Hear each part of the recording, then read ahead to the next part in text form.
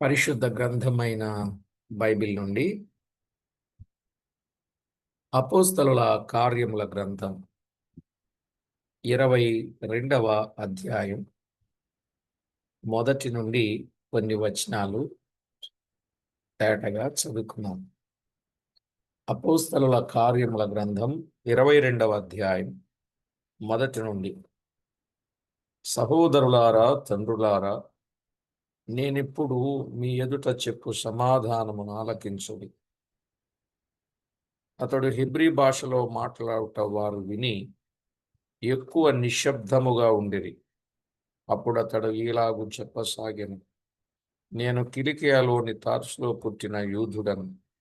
అయితే ఈ పట్టణములో గమాలియేలు పాదముల యొద్ద పెరిగి మన పితరుల ధర్మశాస్త్ర సంబంధమగు నిష్ఠయందు శిక్షితుడనై, మీరందరూ నేడున్న ప్రకారం దేవుని గురించి ఆసక్తుడనై ఉండి, ఈ మార్గములోనున్న పురుషులను స్త్రీలను బంధించి చెరసాలలో వేయించుచు మరణము వరకు హింసించుతును. ఇందును గూర్చి ప్రధాన యాజకుడును పెద్దలందరూ నాకు సాక్షులై ఉన్నారు. నేను వారి వలన సహోదరుల యొద్దకు పత్రికలు తీసుకుని దమస్కులోని వారిని కూడా బంధించి దండించుటకై యెరూషలేమునకు తేవలనని అక్కడికి వెళ్ళితిని. నేను ప్రయాణము చేయుచు దమస్కునకు సమీపించినప్పుడు మధ్యాహ్న కాలమందు ఆకాశము నుండి గొప్ప వెలుగు అకస్మాత్తుగా నా చుట్టూ ప్రకాశించాను.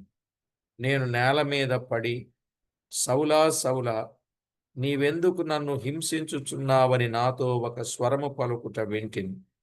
అందుకు నేను, ప్రభువా, నీవెవడవని అడిగినప్పుడు ఆయన, నేను నీవు హింసించుచున్న నజరేయుడనగు యేసును అని నాతో చెప్పాను. నాతో కూడా నున్నవారు ఆ వెలుగును చూచిరి గాని నాతో మాట్లాడిన వాని స్వరము వారు వినలేదు. అప్పుడు నేను, ప్రభువా, నేనేమి చేయవలనని అడుగగా, ప్రభు, నీవు లేచి దమస్కులోనికి వెళ్ళుము, అక్కడ నీవు చేయుటకు నియమింపబడినవన్నీ నీకు చెప్పబడినని నాతో అని. ఆ వెలుగు యొక్క ప్రభావం వలన నేను చూడలేకపోయినందున నాతో కూడా ఉన్నవారు నన్ను నడిపింపగా దమస్కులోనికి వచ్చి తిని. చదవబడిన దైవ లేఖనాల కొరకై ప్రార్థన చేసి వాక్యాన్ని ధ్యానం చేద్దాం. ప్రార్థన చేసుకుందాం.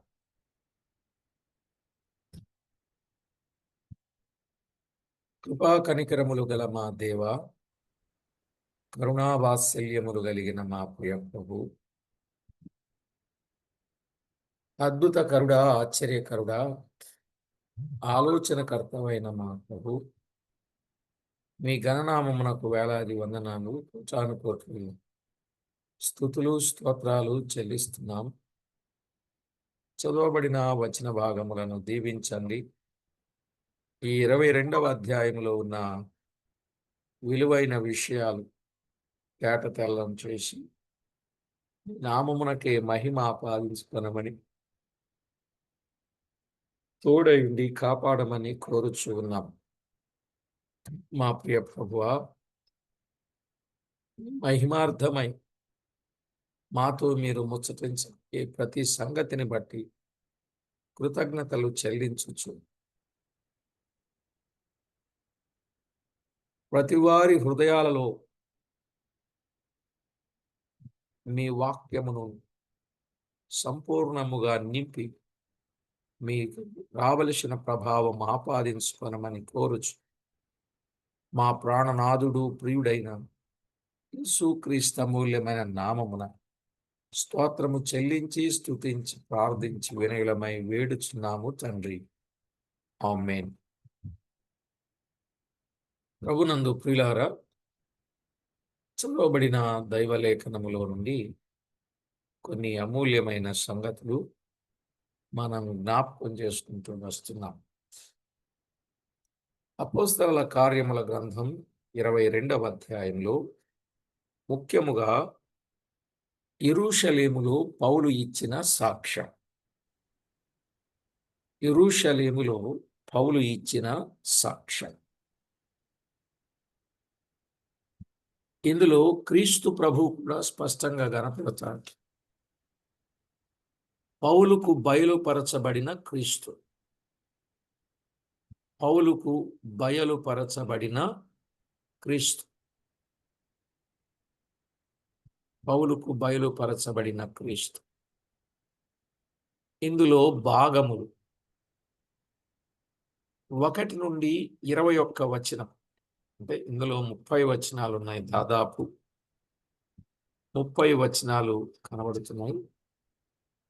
అందులో 1 నుండి 21 వచనం పౌలు ఇచ్చిన సాక్ష్యం. పౌలు ఇచ్చిన సాక్ష్యం. 22 నుండి 30 పౌలును కొరడాలతో కొట్టవలెనని తలంచి అతడు రోమీయుడని తెలిసి మానివేయుట. పౌలును కొరడాలతో కొట్టవలనని తలంచి అతడు రోమీయుడని తెలిసి మానివేయుట అనేది మనం చూస్తాం. ఇందులో మనము ఒక్కొక్క విషయాన్ని జ్ఞాపకం చేసుకున్నాం. ఇందులో ఉన్నటువంటి ధ్యానం పౌలు ఇచ్చిన సాక్ష్యం.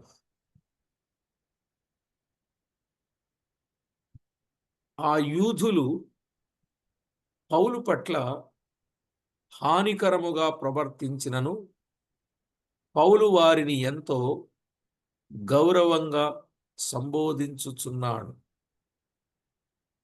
వారు చాలా ఇబ్బందికరంగా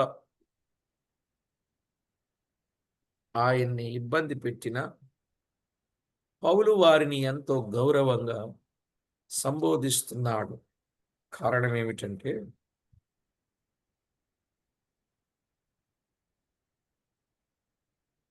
నీ శత్రువులను ప్రేమించుడి అని ప్రభు చెప్పారు. అవునా కాదండి? శత్రువులను ప్రేమించుడి. మత్తయి సువార్త 5వ అధ్యాయం 44వ వచనంలో శత్రువులను ప్రేమించుడి అని చెప్పిన మాట మనము చూస్తాం. మాత్రమే కాదు, తన్ను హింసించు వారిని దీవించుచున్నాడు. హింసించే వారిని దీవించమని చెప్పాడు. హింసించే వారిని దీవించమని చెప్పాడు కదా.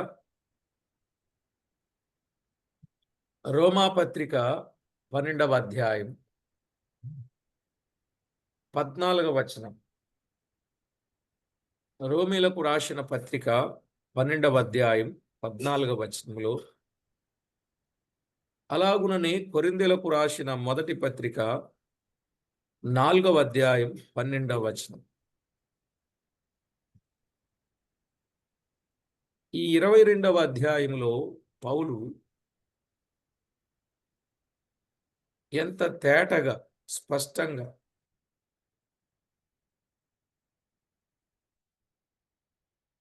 ప్రభు ప్రేమను చూపిస్తున్నాడో మనకు అర్థమవుతుంది. వారు ఎంత ఇబ్బంది పెట్టినా వారిని ఎంతో గౌరవంగా సంబోధిస్తున్నాడు. కారణం ప్రభు చెప్పినట్లు శత్రువులను ప్రేమించుడి, మిమ్మల్ని హింసించు వారిని దీవించు. స్టెఫను కూడా అలాగే ప్రజలను సంబోధించి మాట్లాడిన సంగతి మనం ఎరుగుదాం. 7వ అధ్యాయం 2వ వచనంలో స్టెఫను కూడా అలాగే చక్కగా సంబోధించి మాట్లాడాడు. తన వర్తమానం వినువారిని ఎలాగూ సంబోధించి మాట్లాడవలెనో అది పౌలుకు బాగా తెలుసు. బాగా తెలుసు. 13వ అధ్యాయం 17వ వచనంలో 13వ అధ్యాయం 17వ వచనంలో అలాగునని 26వ వచనంలో కూడా మనము చూస్తాం. 26వ వచనంలో మనము ఎంతో వివరంగా చూస్తాం. నిజమే ప్రియులారా, పౌలుకు చాలా వివరంగా విషయాలు తెలుసు. చాలా చక్కగా మాట్లాడాడు. 13వ అధ్యాయం 17వ వచనంలో, ఇశ్రాయేలీయులారా, దేవునికి భయపడువారలారా అని మాట్లాడాడు. అవును కదండి, ఎంత చక్కగా మాట్లాడాడు. 26వ వచనం, సహోదరులారా, అబ్రహాము వంశస్థులారా, దేవుని వాక్యమునకు భయపడువారలారా, దేవునికి భయపడువారలారా, ఈ రక్షణ వాక్యము మన యొద్దకు పంపబడి ఉన్నది అని మాట్లాడాడు. ఆయన సంబోధన చాలా విశేషంగా ఉంది. మరి ఇక్కడ సభలో తమ మాతృభాష అయిన హెబ్రీ భాషలో పౌలు మాట్లాడుట చూచి వారు మిక్కిలి నిశ్శబ్దముగా ఉండిరి అని వ్రాయబడింది. చూశారా? దైవ గ్రంథములో వ్రాయబడిన మాట చూడండి. వారు మిక్కిలి నిశ్శబ్దంగా ఉన్నారు. కారణం, పౌలు మాతృభాషలో దేవుని వాక్యాన్ని ప్రకటిస్తూ ఉన్నాడు అని చెప్పలేదు, కానీ వారు అడిగిన దానికి వారికి సంబంధించిన విషయాన్ని చెప్పాడు. 2వ వచనంలో, అతడు హెబ్రీ భాషలో మాట్లాడుట వారు విని ఎక్కువ నిశ్శబ్దముగా ఉండిరి. అప్పుడు అతడు ఇలాగు చెప్పసాగాను. ఏమని చెప్పాడు? 3వ వచనం, నేను కిలికియలోని తార్సులో పుట్టిన యూదుడను, గమాలియేలు పాదముల యొద్ద పెరిగి ఉన్నాను అనుచున్నాడు. ఈ గమాలియేలు ఎవరు? ఆయన పాదముల యొద్ద పెరిగారని ఆయన ప్రస్తావన తెచ్చాడు అంటే, ఈ గమాలియేలు ఎవరు? ఈ గమాలియేలు 5వ అధ్యాయం, అపోస్తల కార్యాలు 5వ అధ్యాయం 34 నుండి 40 వచనాలలో ఈయన ప్రస్తావన కనబడుతుంది. సమస్త ప్రజల వలన ఘనత నొందినవాడు, ధర్మశాస్త్రోపదేశకుడైన గమాలియేలును ఒక పరిసయ్యుడు సభలో లేచి ఈ మనుషులను కొంతసేపు వెలుపల ఉంచుడని ఆజ్ఞాపించి వారితో ఇట్లనెను, ఇశ్రాయేలీయులారా, ఈ మనుషుల విషయమై మీరేమి చేయబోచున్నారో జాగ్రత్త సుమండి. ఈ దినములకు మునుపు దూత లేచి తానొక గొప్పవాడనని చెప్పుకొనెను. ఇంచుమించు 900 మంది మనుషులు వారితో కలిసి కొనిరి. వాడు చంపబడెను. వానికి లోబడిన వారందరూ చెదరి వ్యర్థులైరి. వానికి తరువాత జనసంఖ్య దినములలో గలిలయుడైన యూదా అను ఒకడు వచ్చి ప్రజలను తనతో కూడా తిరుగుబాటు చేయు ప్రేరేపించను. వాడు కూడా నశించను. వానికి లోబడిన వారందరూ చెదరిపోయిరి. కాబట్టి నేను మీతో చెప్పున్నదేమనగా, ఈ మనుషుల జోలికి పోక వారిని విడిచిపెట్టుడి. ఈ ఆలోచన నిన్ను, ఈ కార్యమైనను మనుషుల వలన కలిగిన దాయన అది వ్యర్థమగును. దేవుని వలన కలిగిన దాయన మీరు వారిని వ్యర్థపరచలేరు. మీరొకవేళ దేవునితో పోరాడువారవుదురు సుమా. ఎవరి గమలియేలు అంటే, ఒకటి సమస్త ప్రజల వలన ఘనత నొందినవాడు, సామాన్యుడు కాడు. సమస్త ప్రజల వలన ఘనత నొందినవాడండి. సమస్త ప్రజల వలన ఘనత నొందినవాడు. రెండవదిగా, ఇతడొక ధర్మశాస్త్రోపదేశకుడు. ఇతడొక ధర్మశాస్త్రోపదేశకుడు. ఇతడు ఏదైనా ఒక ఆజ్ఞ చెప్పాడు అంటే ఆ ఆజ్ఞ ఖచ్చితంగా సభ పాటించవలసిందే. సభలో చాలా ప్రాముఖ్యమైన వ్యక్తి.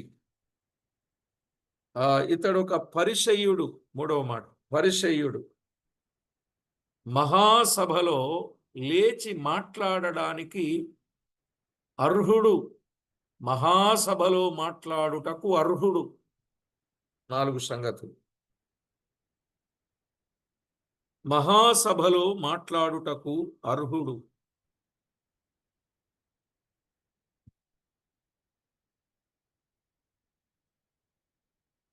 జరిగిన సంగతిని తేటగా వివరించగలిగిన సమర్థుడు గమాలియేలు.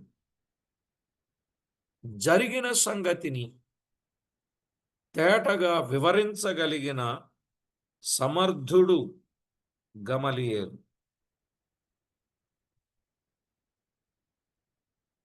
6, అన్యాయమును సహించనివాడు గమలియేలు.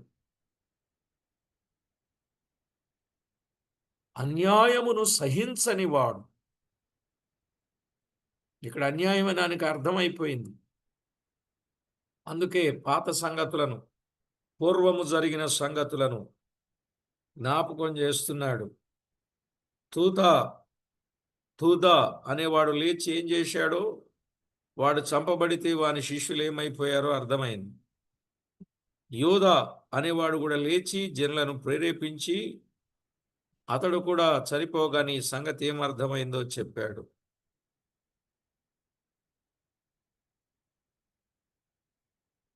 మరొక మాట చెబితే, దేవునితో పోరాడుట సమంజసము కాదు అని ఎరిగినవాడు. అంటే పౌలులో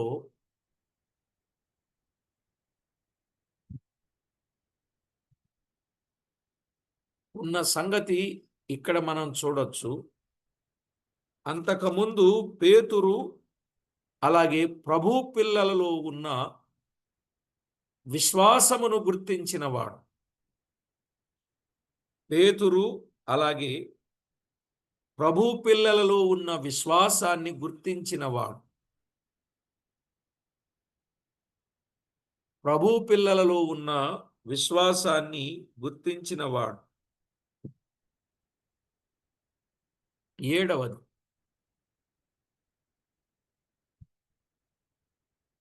మనం ఎంత సామర్థ్యము కలిగి ఉన్నా దైవ కార్యాలను వ్యర్థపరచలేమని ఎరిగినవాడు.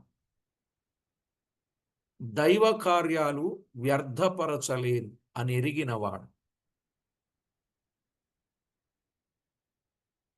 గమాలియేలు ఎవరో అర్థమైందండి? దైవ కార్యాలు వ్యర్థపరచలేము సుమా అంటే దేవునికి విరోధంగా పోరాడిన ఏ విధ ఆయుధమును వర్ధిల్లదు అని చెప్పకనే చెప్పినవాడని అర్థం. ఇలాంటి స్థితి కలిగిన వాడు గమాలియేలు. ఆ రోజుల్లో ఒక గొప్ప యూనివర్సిటీ ప్రొఫెసర్ అన్నమాట. ఆ రోజుల్లో ప్రపంచంలోనే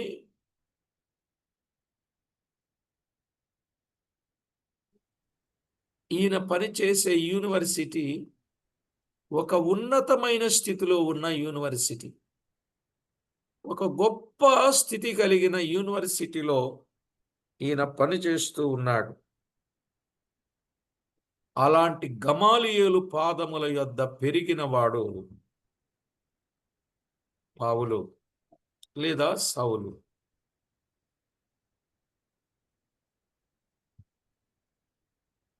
ఇంకా నేను 40 వచనాల వరకు చదివితే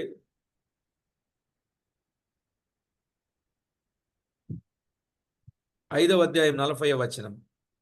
వారతని మాటకు సమ్మతించి సభంత గౌరవింపబడుటకు సమ్మతించుటకు సామర్థ్యము కలిగినవాడు. వారు అతని మాటకు సమ్మతించారు. మహాసభది, మామూలు సభ కాదు. మహాసభ సమ్మతించిందంటే గమాలియేలు ఎంత గొప్పవాడో చెప్పండి. మొదటి మాటలోనే విన్నాం, సమస్త ప్రజల వలన ఘనత పొందినవాడు గమాలియేలు. అంతటి గొప్ప వ్యక్తి. సరే అండి.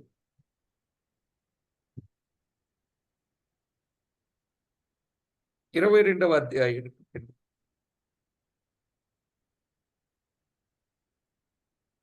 ఏమన్నాడు? 3వ వచనం, నేను కిలికియాలోని తార్సులో పుట్టిన యూదుడను. ఈ పట్టణములో గమాలియేలు పాదముల యొద్ద పెరిగినవాడను. మన పితరుల ధర్మశాస్త్ర సంబంధమగు నిష్ఠయందు శిక్షితుడను. మీరందరూ నేడు ఉన్న ప్రకారము దేవుని గూర్చి ఆసక్తుడనై ఉన్నవాడు. ఈయన కూడా చెప్పాడు, యూదుడని అన్నాడు. గమాలియేలు పాదముల యొద్ద పెరిగినవాడనన్నాడు. ధర్మశాస్త్ర సంబంధమగు నిష్ఠయందు శిక్షితుడను అన్నాడు. 4, దేవుని గూర్చి ఆసక్తి పరుడను అన్నాడు పౌలు. దేవుని గూర్చి ఆసక్తి పరుడను. అవును, దేవుని గూర్చి ఆసక్తి పరుడు.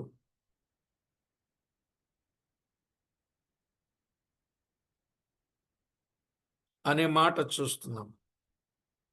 ఆయన ఎంత ఆసక్తి కలిగిన వాడో చెప్పాడు.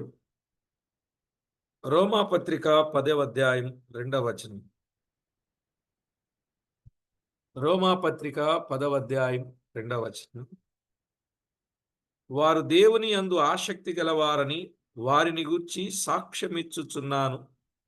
అయినను వారి ఆసక్తి జ్ఞానానుసారమైనది కాదు. వారు దేవుని యందు ఆసక్తి గలవారని వారిని గూర్చి సాక్ష్యమిస్తున్నాను అన్నాడు. ఎంత ఆసక్తి కలిగిన వాడు దేవుని పట్ల. నిజమే ప్రియులారా.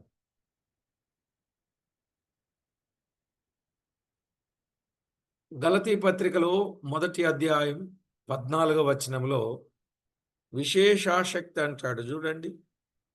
గలతీ పత్రిక 1:14, నా పితరుల పారంపర్యాచారమందు విశేషాసక్తి గలవాడనై.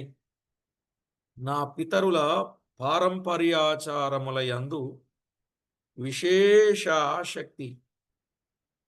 పితరుల పారంపర్య ఆచారాలు ఉన్నాయి కదా, ఆ ఆచారాలలో ఏమంటాడు? విశేష ఆసక్తి గలవాడను. ఆ మాటలు కొంచెం పట్టించుకోండి. విశేష ఆసక్తి గలవాడను అన్నాడు.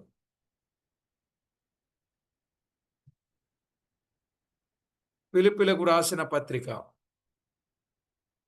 3వ అధ్యాయం. ఫిలిప్పీలకు రాసిన పత్రిక 3వ అధ్యాయం 4 నుండి 6 వచనాలు.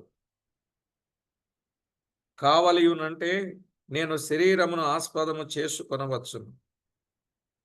మరి ఎవడైనను శరీరమును ఆస్పదము చేసుకొనదలచిన ఎడల నేను మరి ఎక్కువగా చేసుకొనవచ్చును. ఎందుకంటే 5వ వచనం, 8వ దినమున సున్నతి పొంది తిని ఇశ్రాయేలు వంశపు వాడనై బెన్యామీను గోత్రములు పుట్టి హెబ్రీయుల సంతానమైన హెబ్రీయుడనై ధర్మశాస్త్ర విషయము పరిసయ్యుడనై ఆసక్తి విషయము సంఘమును హింసించువాడనై ధర్మశాస్త్రము వలన నీతి విషయము అనింద్యుడనై ఉంటిని. చూశారా? ధర్మశాస్త్రమునందు ఎంతటి ఆసక్తి గలవాడో. ఆయన మాటలు చూడండి ఎంత అద్భుతంగా ఉన్నాయో. ఇక్కడ 1, 8వ దినమున సున్నతి పొందిన వాడను. 2, ఇశ్రాయేలు వంశపు వాడను. 3, బెన్యామీను గోత్రములో పుట్టినవాడను. 4 హెబ్రీయుల సంతానమైన హెబ్రీయుడను. 5 ధర్మశాస్త్రం విషయం పరిసయ్యుడను. 6 ఆసక్తి విషయము సంఘమును హింసించువాడను. 7 ధర్మశాస్త్రం వలన నీతి విషయమై అనింద్యుడను. 7 మాటలు చెప్పాడు ఇక్కడ. 1 by 1 రాసుకోండి, బాగుంటుంది. ఎవరండి పౌలు? ఎవరు? మరలా చెప్పనా? 8వ దినమున సున్నతి పొందినవాడు. 2 ఇశ్రాయేలు వంశపువాడు. 3 బెన్యామీను గోత్రములో పుట్టినవాడు. 4 హెబ్రీయుల సంతానమైన హెబ్రీయుడు. 5 ధర్మశాస్త్ర విషయం పరిసయ్యుడు. 6 ఆసక్తి విషయము సంఘమును హింసించువాడు. 7 ధర్మశాస్త్రం వలన నీతి విషయము అనింద్యుడను. ధర్మశాస్త్రం వలన నీతి విషయము అనింద్యుడను. అనింద్యుడను. అనింద్యుడను.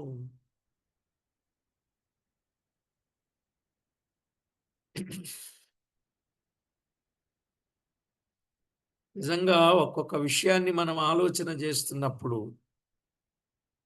ఎక్కడ ఏ విషయాన్ని ఎలాగు చెప్పాలో అలాగు వివరంగా చెప్పగలిగిన సామర్థ్యము కలిగిన వాడు పౌలండి. పౌలు దేవుని ఎడల పట్టుదల కలిగిన వాడు. ఒక విద్యార్థి వలె ఉండేటివాడు. అందుచేత క్రైస్తవ్యమును రూపుమాపవలనని అతడు యత్నించాడు అని 22వ అధ్యాయం 4వ వచనంలో మనము చూడవచ్చు. ఏమన్నాడు? ఈ మార్గములోనున్న పురుషులను స్త్రీలను బంధించి చెరసాలలో వేయించుచు మరణము వరకు హింసించితిని అని చెప్పి మరణము వరకు హింసించాడండి దేవుని పిల్లల్ని. నిజంగా ఆయన మాటలు చెబుతా ఉంటే అయ్యయ్యో దేవుని పిల్లలు ఎంత బాధపడ్డారు. నిజం.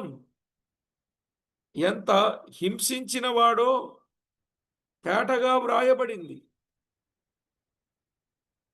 ఆయన మాటల్లో మనము గమనిస్తే ఎలాగూ హింసించాడయ్యా. 8వ అధ్యాయం 1వ వచనం. ఆ కాలమందు యెరూషలేములోని సంఘమునకు గొప్ప హింస కలిగినందున. యెరూషలేములోని సంఘమునకు గొప్ప హింస కలిగిందండి. అలాగు హింస కలుగజేసిన వాడెవరు? సౌలే. 3వ వచనం అండి. 3వ వచనం. సౌలైతే ఇంటింటా జొచ్చి పురుషులను స్త్రీలను ఈడ్చుకొని పోయి చెరసాలలో వేయించి సంఘమును పాడు చేయుచుండెను. చూసారా? సౌలైతే ఇంటింటా జొచ్చాడు, పురుషులను స్త్రీలను ఈడ్చుకొని పోయాడు, చెరసాలలో వేయించి సంఘాన్ని పాడు చేస్తూ ఉన్నాడు. ఎంత ఘోరమండి! ఎంత ఘోరం! ఎంత ఘోరమైన పనులు చేస్తున్నాడు. ఆయన మాటల్లోనే చెబుతూ ఉన్నాడు కదా. 9వ అధ్యాయం 2వ వచనం. 9వ అధ్యాయం 2వ వచనం.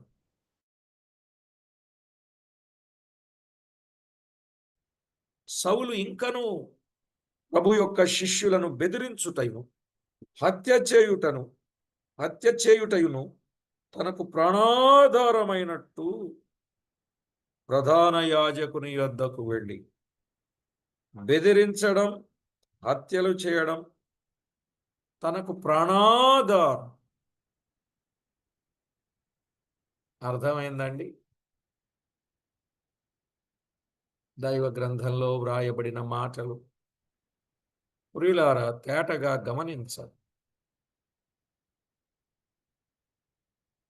శిష్యులను బెదిరించడం, హత్య చేయడం తనకు ప్రాణాధారంగా ఎంచుకున్నాడు.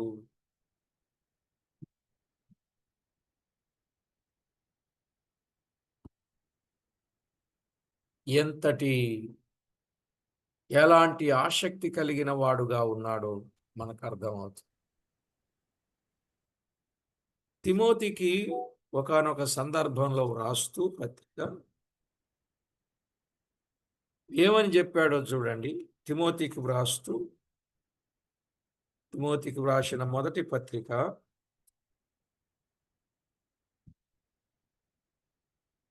1వ అధ్యాయం 12, 13 వచనాలు. ఓ తిమోతి, ఒకప్పుడు నేనెవరో చెప్తున్నాను. పూర్వము దూషకుడను, హింసకుడను, హానికరుడనైన నన్ను. పూర్వం నేనెవరినో తెలుసా? దూషకుడనయ్యా, హింసకుడను, హానికరుడను అని చెప్తున్నాడు. తన పరిచర్యకు నియమించి నమ్మకమైన వానిగా ఎంచినందుకు నన్ను బలపరచిన మన ప్రభువైన యేసు క్రీస్తుకు లేక ప్రభువైన క్రీస్తు యేసుకు కృతజ్ఞుడనై ఉన్నాను. తెలియక అవిశ్వాసము వలన చేసి తిని గనుక కనికరింపబడి తిని అని మాట్లాడాడు. ఈ సంగతులన్నీ మనం వింటున్నప్పుడు ప్రియులారా మనకేమర్థమవుతుంది? ఆయన దేవుని పిల్లల విషయములో ఎంత దారుణంగా, దురుసుగా మాట్లాడాడో. ఇంక ఈ సంగతులు చాలా ఉన్నాయి. ఆ సంగతులన్నీ ఇప్పుడు నేను చెప్పేది కాదు, కాలేజీలో చెప్తా ఉంటాను. కాబట్టి ప్రభునందు ప్రియులారా, జీవము గల దేవుని వాక్యములో వ్రాయబడిన వాస్తవిక సత్యాలు ప్రతి ఒక్కరూ గుర్తించండి. ప్రతి ఒక్కరూ గుర్తించండి. పౌలు తన జీవిత చరిత్ర వారికి తెలియపరచుచు, మీ వలె నేనును క్రైస్తవ్యమును వ్యతిరేకించి తిని ప్రధాన యాజకునికి మిగిలిన పెద్దలందరికీ ఈ విషయము బాగా తెలియను అని చెప్పాడు. మళ్ళా ఎవరిని సాక్షులుగా పెట్టాడు? ఈ విషయం మీకే తెలుసు. ఎంత తేటగా మాట్లాడుతున్నాడు, ఎంత తెలివిగా మాట్లాడుతున్నాడు. ఈ విషయం ఎవరికో కాదు, మీకే తెలియను. ఒకప్పుడు నేను ఎలా ఉన్నాను, నా సంగతి ఏమిటో, నా వివరం ఏమిటో మీ అందరికీ తెలియను. పూర్వం నేను ఎలా ఉన్నాను, ఇందును గూర్చి ప్రధాన యాజకులను పెద్దలందరూ నాకు సాక్షులు. 5వ వచనములో మీరందరూ నాకు సాక్షులు. ప్రియులారా, పౌలు ఒకప్పుడు దేవుని గురించి ఎలాంటి ఆసక్తి కలిగి దేవుని సంఘమునకు వ్యతిరేకంగా పని చేశాడో మనకు అర్థమవుతుంది కదా. ఎంతో వివరంగా అర్థమైంది. దేవునికి ఎంత వ్యతిరేకంగా పనిచేశాడు అంటే దేవుని పనే చేస్తున్నాను అనుకున్నాడు, కానీ దేవుని సంఘమునకు వ్యతిరేకంగా పనిచేస్తున్నాడనే సంగతి తెలియదు.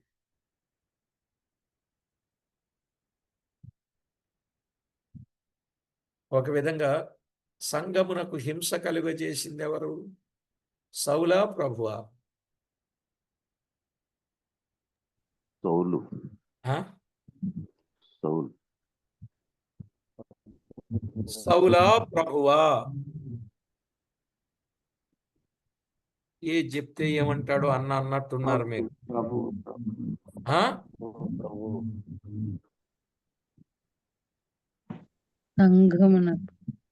సంగమునకు హింస కలుగజేసింది ప్రభువా సౌలా? సౌలు. సౌలు సౌలు ప్రభువే. ప్రభువే ప్రభువే ప్రభువే ప్రభువే ప్రభువా సౌలా? ప్రభువే పోయారు. ప్రభువే మీరు అటు ఇటు మాట్లాడకండి, ఏదో ఒకటి కన్ఫామ్ గా చెప్పండి. కన్ఫర్మ్ ప్రభువే ప్రభువే. మరి ఇప్పటిదాకా సౌలు అని చెప్పుకుంటూ వచ్చాం. ప్రభువే సౌలు ద్వారా కలుగజేశాడు. యెరూషలేము నుండి అందరూ వెళ్ళి సువార్త చెప్పాలి కదా. ఆ, బూదిగా. జాగ్రత్తగా వినండి. సంఘం బలపడటానికి. ఒకటి బలపడడానికి కాదు బ్రదర్, సంగతి సరిగా చెప్తున్నాను వినండి. ఇక ఓకే. మీకు అప్పగిస్తే ప్రసంగంలో చాలా మార్పులు తెచ్చేస్తారు మీరు. ఉన్న విషయం వదిలేసి లేని విషయాన్ని కూడా మీరు చాలా జాగ్రత్తగా అందులో అసలు దైవ ప్రత్యక్షతలాగా చెప్పేటట్టున్నారు మీరు. అమ్మో, మీకు అయితే అప్పగించకూడదు నేను. ఆహా. సంఘమునకు హింస కలుగజేసిన వాడు ఒక కోణంలో దేవుడు, మరొక కోణంలో సౌలు. సౌలును దేవుడు వాడుకున్నాడా, లేక దేవుని కొరకు సౌలు పని చేశాడా అనే కోణం, రెండు కోణాలు ఇక్కడ మనకి కనబడుతున్నాయి. ఒక కోణం ఏమిటి అనంటే, దేవుడే కలుగజేశాడు సంఘమునకు హింస. ఎందుకు? ఇక్కడ 8:1 కదా, అపోస్తల కార్యాలు 8:1 కదా. అపోస్తల కార్యాలు 1:8 ఈ వచనాన్ని ఉల్టా చేయండి, తిరగేయండి, తిరగేయాలి. 8:1 1:8 అపోస్తల కార్యాలు 1:8లో, అయినను పరిశుద్ధాత్మ మీ మీదికి వచ్చినప్పుడు మీరు శక్తి నొందెదరు గనుక మీరు యెరూషలేములోను యోదయలోను సమరయలోను బూదిగంతముల వరకు నాకు సాక్షులయ్యుందురు అన్నాడు. కానీ వీళ్ళందరూ కట్టగట్టుకొని ఎక్కడున్నారు? యెరూషలేములోనే. ఒక యెరూషలేములోనే ఉన్నారు. కానీ ఆయన ప్రణాళిక ఏమిటి? బూదిగంతముల వరకు సువార్త వెళ్ళాలి. మరి వీళ్ళందరూ ఒకే చోట ఉన్నారు కాబట్టి దేవుడే సౌలును లేపి చెదరగొట్టగా వారు చెదరిపోయి బూదిగంతముల వరకు వెళ్ళి వారు సువార్త ప్రకటించిరి. అక్కడ వ్రాయబడిన మాట 1:8-4లో, కాబట్టి చెదరిపోయిన వారు సువార్త ప్రకటించుచు సంచారము చేయుచుండిరి అని వ్రాయబడింది. ఆయన తన పిల్లలను, విశ్వాసులను బహుబలముగా బలపరచి ఎక్కడికి వెళ్ళినా ప్రభు కొరకు నమ్మకంగా ఉంటారనే సంగతి ఆయన ఎరిగి అప్పుడు ఆ విధంగా చేసినట్లుగా మనం చూస్తాం. ఇప్పుడు సౌలు ఏమంటున్నాడు? నేను సంఘమును హింసించిన వాడని ఒప్పుకుంటున్నాడు. అంటే దేవుడే సంఘమును చెదరగొట్టడానికి సౌలును సాధనంగా వాడుకున్నాడు. ఎందుకంటే ఆయన పని జరగాలి గనుక. ఇప్పుడు ఆయన తప్పిదము చేశానని ఈయన అనుకుంటున్నాడు. నేను తప్పిదము చేశానని సౌలు అనుకుంటున్నాడు. కానీ ప్రభువేమో తప్పిదములో ఉన్న వారిని రక్షించడానికి సౌలును ఉపయోగించాడు. అర్థమైందండి? ఇదంతా మనం ఆలోచన చేసినట్లయితే దైవ కార్యాన్ని దేవుడు చేయగా దానికి సాధనమయ్యాడు సౌలు. అదే సౌలు తిరిగి సరి అయిన సత్యమునకు సాధనముగా ఉండడానికి మరలా ప్రభు పిలుచుకున్నాడు. పని అప్పగించాడు, పరిచర్యకు నమ్మకస్తుడని ఎంచాడు, పరిచర్యలో ఉపయోగించాడు. ఇది వరకు చేసిన నష్టము కంటే ఇప్పుడు ఎక్కువైన లాభాన్ని ప్రభువుకు సమకూర్చడానికి దేవుడు ఆయనను ఎన్నుకొని ఏర్పాటు చేసుకున్నాడు. అర్థమైందండి? ప్రభువుకు స్తోత్రం. దేవుడు ఎంత గొప్పవాడు. ప్రియులారా, చివరిలో ప్రార్థనకు ముందు ఒక మాట. దేవునికి ఎంతో వ్యతిరేకంగా పనిచేసిన వాడు సౌలు. ఎంతో దుర్మార్గుడుగా ఘోర దుష్టత్వములో ఉన్నటువంటి వాడుగా ఉన్నవాడు పౌలు. ఆయన మాటల్లో చెప్పాడు, దూషకుడను, హింసకుడను, హానికరుడనే మాటల్లో చెప్పాడు. అలాంటి వ్యక్తినే ప్రభు మార్చి మలచి వాడుకున్నాడే. మన కుటుంబాల్లో కూడా మార్పు లేని వారిని కూడా మార్చి మలచి వాడుకోగలడు. ఎప్పుడో తెలుసా? మనము బలముగా, భారముగా, బాధ్యతతో ప్రార్థన చేస్తే. ఈ 3 ముక్కలు గుర్తుపెట్టుకోండి. బలముగా, భారముగా, బాధ్యతగా ప్రార్థన చేస్తే కుటుంబములో మారని వాళ్ళంటూ ఉండరు. ప్రభు మారుస్తాడు. ప్రార్థన చేస్తూ, పరిశుద్ధుడవైన మా తండ్రి, పరమందు ఆసీనుడవైన మా దేవ, మీ ఘననామానికి వందనాలు, స్తుతులు, స్తోత్రాలు చెల్లిస్తున్నాం. చదవబడిన లేఖనాలలో నుండి ఎన్నో అమూల్యమైన సంగతులు మేము వినడానికి మీ సెలవైనందుకు స్తోత్రములు. మీరు చేసిన ఉపకార మహోపకారములన్నింటిని బట్టి వందనాలు. మా ప్రాణప్రియుడా, విన్న విషయాలు అందరి హృదయాలలో ఫలింపచేసి మీ నామమునకు మహిమ ఆపాదించు. మేమే స్థితిలో ఉన్నా మిమ్మును ఘనపరిచేవారుగా, మిమ్మును మహిమపరిచేవారుగా మమ్మును మీరు సిద్ధపరచమని కోరుచు. మా ప్రాణప్రియుడు, ప్రాణనాథుడైన మా ప్రభు అయిన యేసు క్రీస్తు అమూల్యమైన నామము, ఎవరెవరి కుటుంబాలలో ఇంకా మార్పు లేక చాలా ఇబ్బందులు పడుతున్న మీ పిల్లలున్నారో, దుఃఖాన్ని, నిట్టూర్పులను, శ్రమలను, ఇరుకులను, ఇబ్బందులను, బాధలను, ఉపద్రవములను అనుభవిస్తూ ఉన్నారో, అట్టి వారందరినీ మీరు ఆదుకొని ఏదో ఒక సమయానికి వారి జీవితములో సంతోషము, సమాధానము, నెమ్మదిని మీరు ప్రసాదింపజేయమని కోరుచు. మా ప్రభు అయిన యేసు క్రీస్తు అమూల్యమైన నామమున స్తోత్రము చెల్లించి, స్తుతించి, ప్రార్థించి వినయులమై వేడుచూ ఉన్నాము తండ్రి. ఆమేన్.